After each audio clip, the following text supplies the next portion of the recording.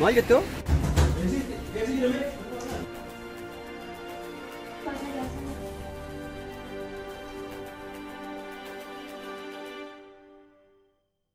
Gurbaan kuni baadiyyaa amata sadii dalagu jira. Suudii kana keessa baadiyyaa bakka waadii dawaasar jaamtu amata sadii guutuu dalagu jira. Maallaqa guddaa qaba. Gurbaa kana maallaqa waliin taanee irraa nyaatu qaba. Ana si jabeessa ana wanta akkaawuntii ta'e ana akkaawuntii ta'e fidi waan hundaa wanta sana siifin jabeessa.